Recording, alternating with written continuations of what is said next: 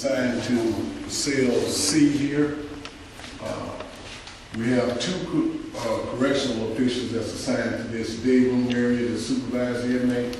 We have one that assigned to that control station that controls all the doors and entrance and cell doors.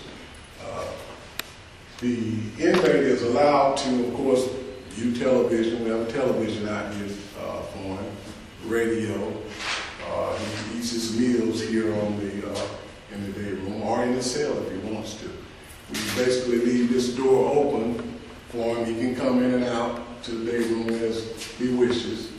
And on the day of the execution, for the first time since being assigned to Central Prison, the inmate is allowed to contact, visiting with his family and possibly attorneys and friends. That contact visit starts around 10 a.m.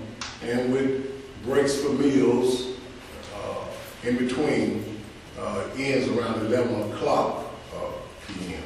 After 11 o'clock, he's brought back to this area to wait preparation for the execution itself.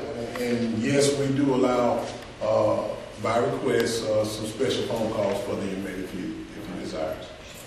Some inmates request special items, some don't. A lot of them, like maybe they get a burger or something locally, and sometimes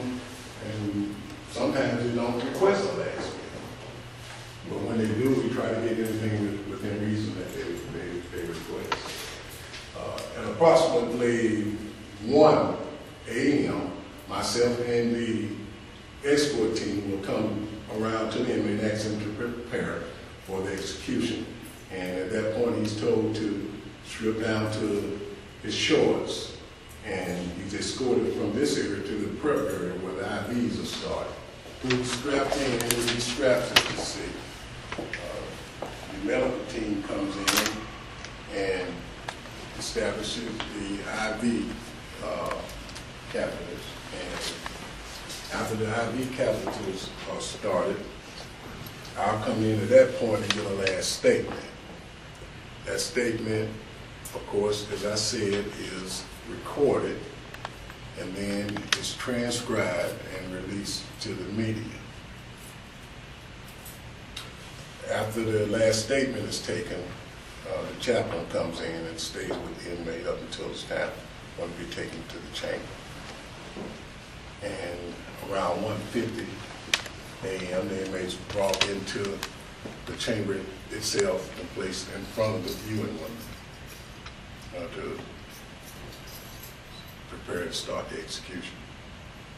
This curtain here is closed at that point, and then the executioners file in, and the executions are behind this curtain.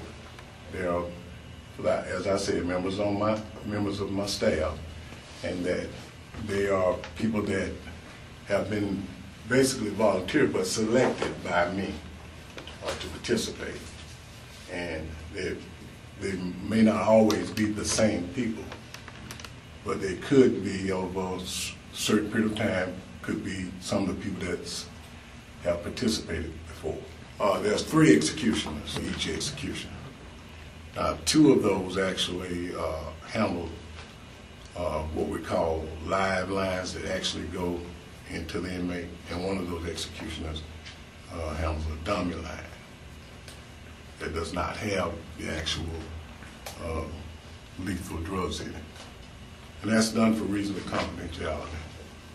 So nobody knows exactly who handled the lines that were actually contained the lethal chemicals. But it comes in from here and it goes through to the inmate into those lines that have been established by the medical team that I told you about a couple of minutes before 2. If there's nothing that prevents the execution from proceeding, I will come around and talk with the witnesses and let them know that the execution will proceed as scheduled. Okay, this is the witness room. This is where the execution is observed by the official witnesses, witnesses from the media, state official witnesses, and the inmate witnesses. There could be upwards of probably no more than 16 people in this room at one time as far as witnesses concerned, and of course members of my staff. There'll be one of my staff in here and one at the door.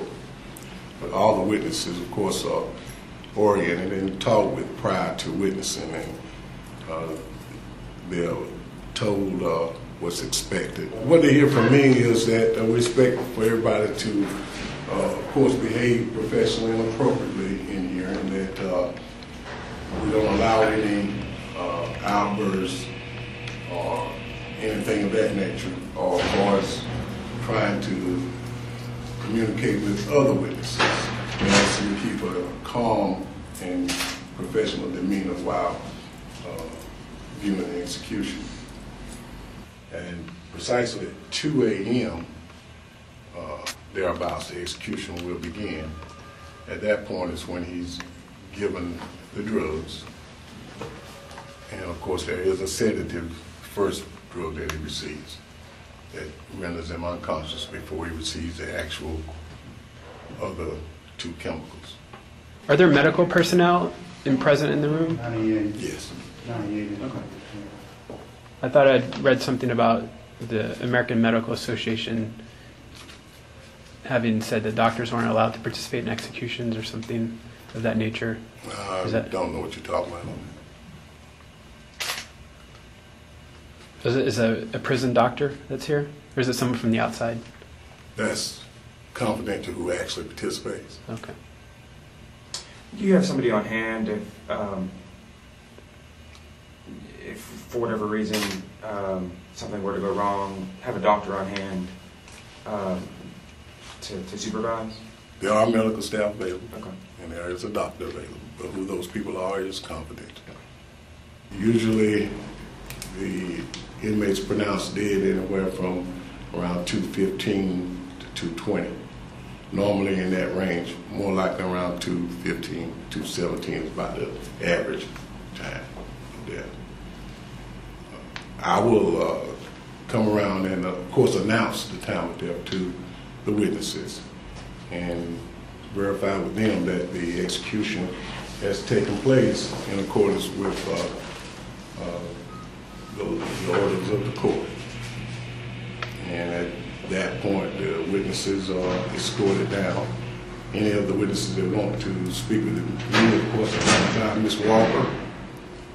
And if the witnesses do not want to talk with the media, then they're escorted to their vehicles by my staff and to proceed from the institution.